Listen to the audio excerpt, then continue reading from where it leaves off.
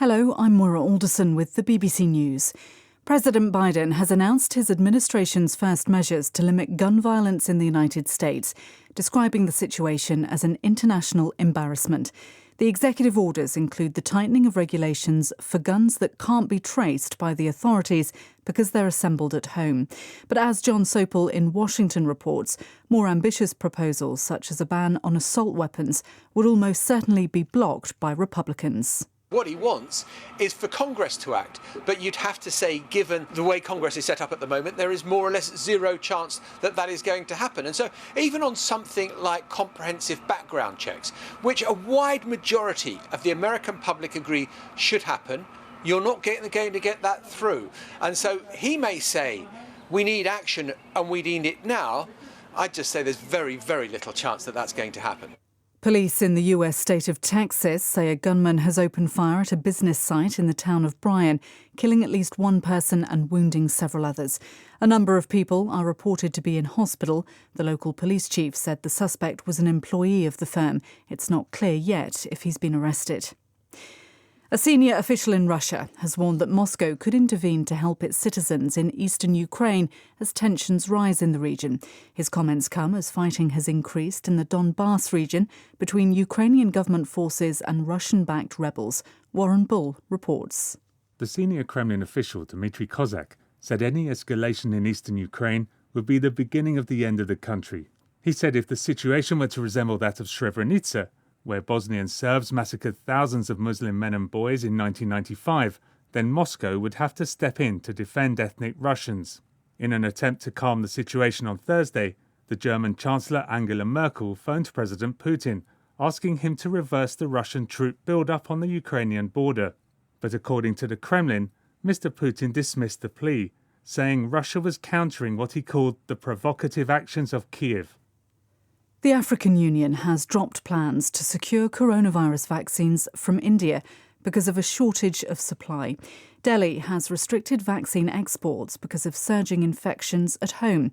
Our Africa editor, Will Ross, reports. African Union officials say the decision has nothing to do with safety concerns over the AstraZeneca vaccine and is all about getting a predictable supply in place. Export restrictions from India have caused a problem. The AU has already signed a deal for up to 400 million doses from Johnson & Johnson, but they're not expected for several months. The WHO says less than 2% of the 690 million vaccine doses administered globally have been in Africa. Will Ross reporting. World News from the BBC.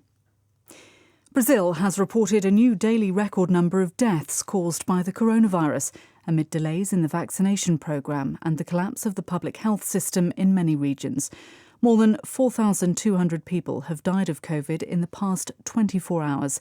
Health experts have expressed concern about the situation in the country, where only about 10% of the population has been vaccinated.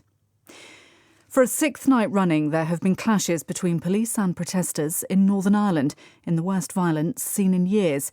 In a largely Roman Catholic area of Belfast, a crowd of mostly young people threw petrol bombs, fireworks and stones at police, who responded with water cannon. Rioters are angered by a number of factors, including the impact of Brexit. Here's Emma Vardy. There are more protests planned in the days ahead. Now tonight, the Prime Minister Boris Johnson has spoken by phone to the Irish Prime Minister, the Taoiseach Micheál Martin. They have both agreed that dialogue is the way forward. But while political rows keep on playing out here over Brexit and other issues, it continues to make things difficult. A medical expert in the trial of the former US police officer Derek Chauvin says George Floyd died from a lack of oxygen. The intensive care doctor, Martin Tobin, told the court in Minneapolis that the way Mr. Floyd was restrained caused him to suffer asphyxia.